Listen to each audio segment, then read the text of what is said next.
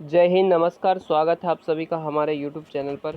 साथियों, आज की क्लास में हम देखने वाले हैं ईवीएस टेस्ट सीरीज को, और ईवीएस टेस्ट सीरीज के क्लास नंबर 18 आज हम सॉल्व करने वाले हैं। तो बड़े ध्यान से आप इस क्लास को अटेंड कीजिएगा, और जो भी फैक्ट आपको नया लगे या जिस क्वेश्चन में आपको कंफ्यूज हो उसको मुझे कमेंट बॉक्स में ज़रूर बताना। मैं उसका एकदम ऑथेंटिक जानकारी मैं आपको देने की कोशिश करूँगा। साथियों, चलते हैं आज की क्लास में। हम का पहला प्रश्न हम देखते हैं कि नेडा की जो छतरियां हैं वो कहाँ पर स्थित है। नेडा की जो छतरियां हैं, यहाँ पर छतरियां हैं, वो स्थित कहाँ पर है। ऑप्शन पहला यहाँ अलवर है, भरतपुर, सवाई माधोपुर या डूंगरपुर। तो साथियों, नेडा की जो छतरियां हैं वो अलवर के अंतर्गत आती है। अलवर में एक छतरी और बड़ी फेमस है साथियों, उसको भी आप ध्यान रखना है। 80 खंभों की छतरी। कौन से खंभों की छतरी? 80 खंभों की छतरी भी आपको ध्यान रखनी है, जो भी कहाँ पर स्थित है, अलवर के अंतर्गत आती है। राइट आंसर हो जाएगा ऑप्शन नंबर पहला। क्वेश्चन नंबर देखिएगा साथियों दूसरा, कि कपूर बाबा नामक फकीर की छतरी जो शहजादा खुर्रम ने बनवाई थी स्थित है उदयपुर, जयपुर, जालोर या फिर जोधपुर।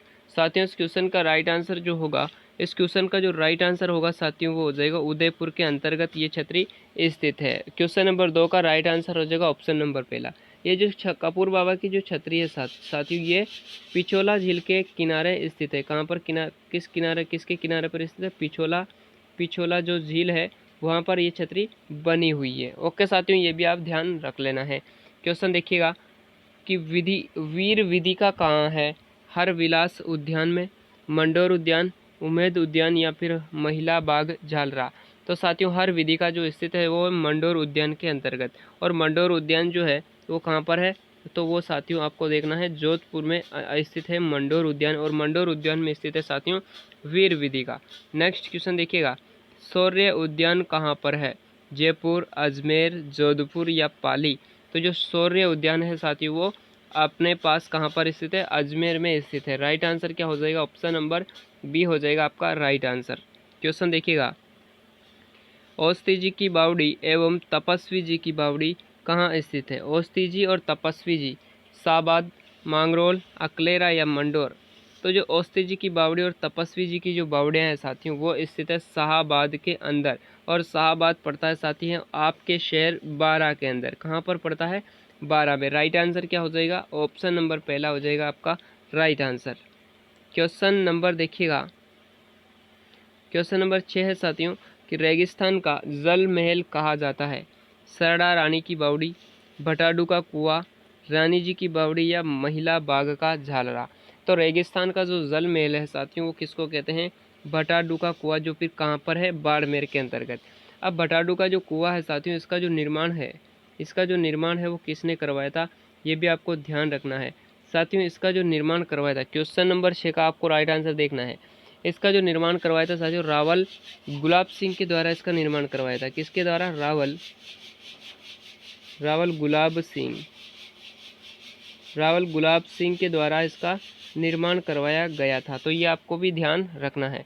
नेक्स्ट क्वेश्चन देखिएगा, क्वेश्चन नंबर यहाँ पर 7 है साथियों, दूध बावड़ी स्थित है डूंगरपुर, चित्तौड़गढ़, राजसमंद या सिरोही। तो साथियों, जो दूध बावड़ी है वो कहाँ पर स्थित है? सिरोही में स्थित है। एक ध्यान आपको ये रखना है कि जो दूधा महल है वो कहाँ पर है। दूधा महल जो है साथियों, वो आपके शहर कहाँ पर है? बूंदी के अंदर स्थित है। बूंदी में स्थित है क्या? दूधा महल। और दूध बावड़ी कहाँ पर स्थित है? सिरोही में। ये थोड़ा सा आपको ध्यान रखना है। देखिएगा, क्वेश्चन नंबर 8 है कि डूंगरपुर में स्थित जो भव्य नवलखा बावड़ी है, इसका निर्माण किसने करवाया था।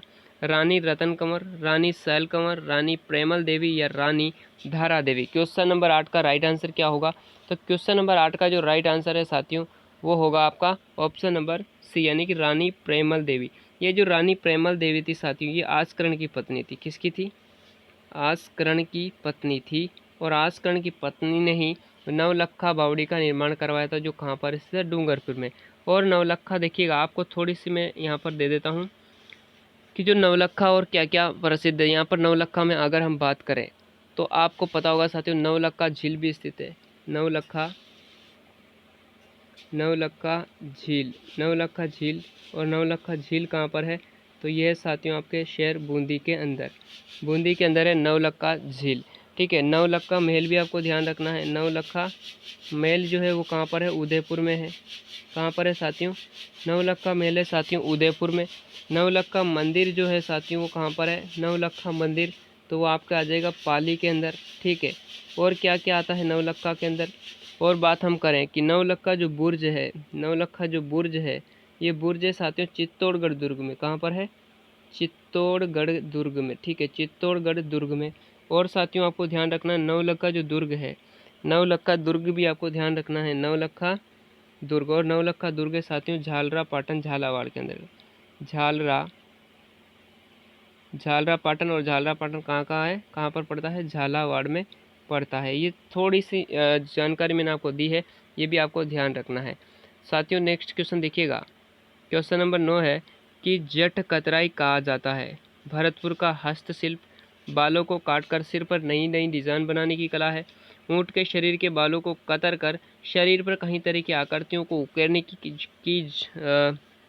की कला है, या फिर जूट से सामान निर्मित करने की कला है। तो साथियों जट कतराई जो है वह ऊँट के शरीर के बालों को कतर कतर कर शरीर पर कई तरह की आकृतियां बना देना ही क्या है? जट कतराई कला कहलाती है। नेक्स्ट क्वेश्चन देखिएगा कि वर्ष 1992 के रियो डी जेनेरियो शिखर सम्मेलन का एजेंडा 21 संबंधित है। संधारणीय विकास से, प्रदूषण कीमत देगा के सिद्धांत से, या पर्यावरण शिक्षा से, या ओजोन परत के संरक्षण से। तो साथियों ये जो एजेंडा 21 है ये संधारणीय विकास से संबंधित था। किससे संबंधित है? संधारणीय विकास से संबंधित है। क्वेश्चन नंबर जो 10 का राइट आंसर हो जाएगा ऑप्शन नंबर पहला।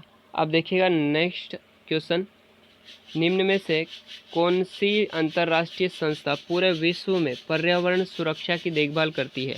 पूरे विश्व की बात हो रही है तो क्या WHO है, WWF है, WWW है, या यूनिसेफ है?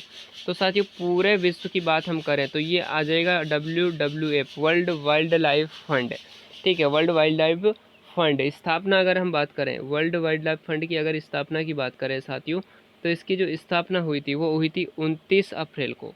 29 अप्रैल साथियों 1961 के अंतर्गत इसकी स्थापना हुई थी स्विट्ज़रलैंड के अंतर्गत।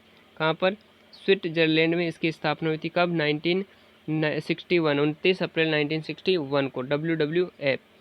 नेक्स्ट क्वेश्चन देखिएगा कि निम्नलिखित में से कौन सी प्राकृतिक वनस्पति मरुस्थलीय प्रदेशों में पाई जाती है? मरुस्थलीय प्रदेशों में पाई जाती है तो महोगनी है, कैक्टस है, पलाश है, या चंदन है? तो चंदन नहीं, वाला पलाश भी नहीं, महोगनी भी नहीं, कैक्टस जो है साथियों वो मरुस्थलीय प्रदेशों में पाया जाने वाला एक प्रमुख वृक्ष है। राइट आंसर क्या हो जाएगा? ऑप्शन नंबर बी हो जाएगा आपका राइट आंसर। क्वेश्चन देखिएगा कि निम्नलिखित में से कौन सा वृक्ष जैविक कीटनाशक का उत्पादक है? नीम, देवदार, शीशम, या ओक? तो साथियों आपको पता होगा जो नीम है ये विभिन्न औषधीय पौधा है, यानी कि विभिन्न औषधियों से युक्त पौधा माना जाता है। इस क्वेश्चन का राइट आंसर आपको करना है ऑप्शन नंबर पहला, यानी कि नीम। नेक्स्ट क्वेश्चन है कि घरेलू मवेशी तथा भेड़ किस हरित गैस के उत्पादन के लिए उत्तरदायी है? ओजोन, नाइट्रस ऑक्साइड, क्लोरोफ्लोरोकार्बन, या मीथेन? तो साथियों आपको पता होगा कि जो घरेलू पशु होते हैं, जो घरेलू मवेशी होते हैं साथियों, उनके जब जुगाली करते हैं तो जुगाली करते समय उनके मुंह से कौन सी गैस निकलती है? तो मीथेन गैस निकलती है। ठीक है, तो राइट आंसर क्या हो जाएगा? ऑप्शन नंबर डी हो जाएगा आपका राइट आंसर। क्वेश्चन देखिएगा, क्वेश्चन नंबर 15 है कि प्रथम वृक्ष मित्र कौन है? प्रथम वृक्ष मित्र की बात हो रही है। सुंदरलाल बहुगुणा है, अमृता देवी बिश्नोई है, गौरा देवी है, या एटी मिश्रा है?